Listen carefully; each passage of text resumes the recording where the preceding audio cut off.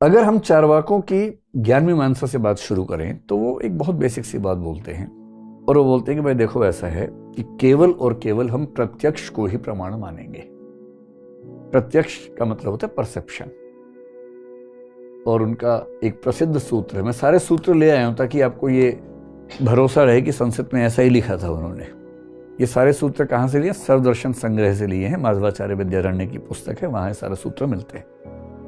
प्रत्यक्षमेव, प्रत्यक्षम एव एकम प्रमाणम, प्रत्यक्ष ही एकमात्र प्रमाण है, बाकी कोई प्रमाण नहीं। इसका मतलब क्या हुआ? जो दिखता है उसी को मानेंगे, बाकी कुछ नहीं मानेंगे। पश्चिम के लोग जब इस बात को बोलते हैं तो इसी को बोलते हैं एम्पायरिसिज्म, यानी कि अनुभववाद। भाई जो अनुभव से मिल रहा है उसी को मानेंगे, उसके बियॉन्ड नहीं मानेंगे। एक शब्द आपने शायद कहीं सुना हो, टेबुला रासा। जॉन लॉक पश्चिम में एक आदमी हुआ, उसने शब्द दिया था, बहुत पॉपुलर शब्द है, नई जनरेशन में कई लोग इसका इस्तेमाल करते, टी शर्ट पे लिख देते टेबुला रासा। कोजिटो एर्गो सुम लिख के घूमते, उनको पता नहीं इसका मतलब क्या होता है। कोजिटो एर्गो सुम का मतलब है I think therefore I am. ये डेकार्ट का बहुत प्रसिद्ध सूत्र है, उस सूत्र से उसने आत्मा को स्थापित कर दिया था, और लोग ऐसी आई थिंक करके चल रहे हैं।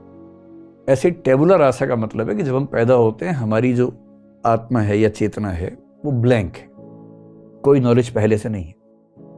जितना अनुभव होता है हम सीखते चलते हैं, सारा ज्ञान सारी समझदारी अनुभव से आती है। इस कंसेप्ट का नाम है टेबुला रासा। खैर, एम्पायरिसिज्म पश्चिम में कई लोग उसको मानते हैं, बहुत लोग फॉलो करते हैं। लॉक है, बर्कले है, ह्यूम है, सब लोग इसके बहुत बड़े समर्थक रहे। भारत में अकेला चार्वाक है जो ये बात कहता है। पूरे भारतीय दर्शन को अगर आप समझना चाहें ना, तो हमारे यहाँ कुल 6 प्रमाण माने गए हैं। प्रमाण का मतलब है एविडेंसेस ऑफ नॉलेज। किसी बात का एविडेंस क्या है, कैसे साबित हुआ कि बात सही है कि गलत है, इसको बोलते हैं एविडेंस। एक प्रमाण तो प्रत्यक्ष है ही, जो आपने देखा, इसको अंग्रेजी में परसेप्शन कह देते हैं। एक होता है अनुमान। अनुमान का मतलब क्या होता है? इन्फरेंस। जैसे आप सुबह उठे, आपने देखा सड़क पे पानी भरा हुआ है, बिल्डिंग गीली दिख रही है। आपने बरसात होते हुए देखी तो नहीं, पर आपको भरोसा है कि बरसात हुई होगी, इसलिए ऐसा। ये इन्फरेंस है।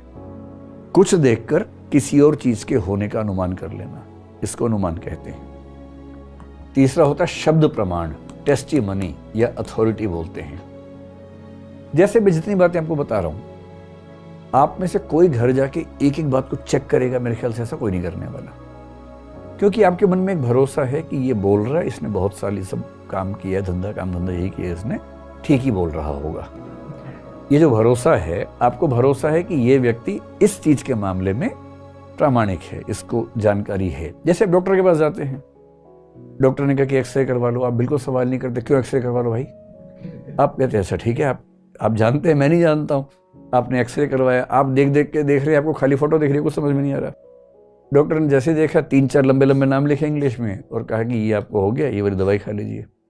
आप कभी रिसर्च नहीं करते। अब गूगल पे लोग करने लगे, पर उससे हासिल क्या होता है? गूगल पे रिसर्च करने से केवल संशय होता है, डाउट होता है, निष्कर्ष तो मिलते नहीं है दवाइयों के मामले में। और 50 और बीमारियां पता लगती हैं जो मुझे हो सकती हैं, तो ये दवा और हो जाता है कि मुझे तो ये भी है, मुझे तो वो भी है। फिर आप अंत में जाते वही है कि भाई साहब आप ही बताइए। फिर डॉक्टर बोलता चुपचाप ये खा लो, अब तक ठीक हो भी गए होते। ये शब्द प्रमाण है कि प्रामाणिक व्यक्ति कह रहा है तो ठीक कह रहा होगा। आप तो उपदेशः शब्दः इसको बोलते हैं। एक कुछ लोगों ने कहा उपमान, कंपैरिजन। इसका मतलब यह है कि कुछ देखा हुआ था, उससे कंपेयर करके कुछ इंफॉर्मेशन आपने हासिल कर ली। जैसे कोई आपसे कहे, आपने मान लीजिए हाथी कभी नहीं देखा, और आप एक जगह जा रहे हैं जहां हाथी हो सकता है। आपने किसी से पूछा भाई हाथी कैसे पहचानूंगा, अकेला जा रहा हूं, वहां तो कोई है नहीं, पहचानूं कैसे? उसने कहा भैंसा देखा है? आपने कहा भैंसा देखा है। आपने कहा भैंसा है ना, उसको हाइट में डबल कर दो। उसने कहा ठीक है, कर दिया। पैर जो है खंबे जैसे पैर कर दो, 4। उसने दिमाग में कर दिया। फिर आपने कहा उसके आगे नाक जो होती है ना, उस नाक को बहुत लंबा कर दो, 7-8 फीट के बराबर कर दो, और घूमने वाली नाक ऐसे कर दो, उसे सूंड बोलते हैं। उसने मनी मन में कंसेप्ट बना लिया कि डबल हाइट का भैंसा, 8 गुना मोटाई के पैर और करीब 80 गुना लंबी नाक। भैंसे से ये हाथी होता है, रंग वैसा ही होता है लगभग। अब वो जंगल में गया, अचानक सामने हाथी आ गया, उसे तुरंत अरे यही तो है, यही तो है। इसको बोलते हैं उपमान। कंपैरिजन करके आपने जब जान लिया, इसको उपमान कहते हैं। एक प्रमाण भारत में कुछ लोगों ने कहा अर्थापत्ति, इंप्लीकेशन अंग्रेजी में बोलते हैं, और इसका मतलब होता है जब दो कॉन्ट्राडिक्शंस हो, कॉन्ट्राडिक्शंस को एस्टेब्लिश करने के लिए, कुछ जानने के लिए जो तरीका इसका होता है।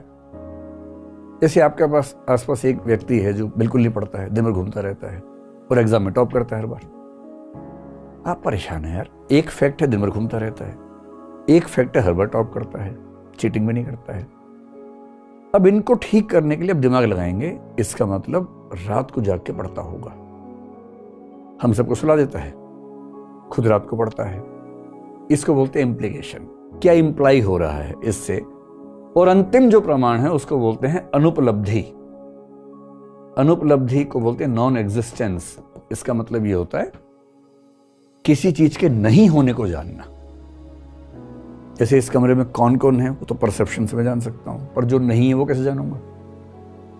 तो नहीं होने को जानने के लिए कुछ लोग मानते हैं कि गलत प्रमाण है। अब कुल मिला के कितने प्रमाण भारत में है? 6 प्रमाण है।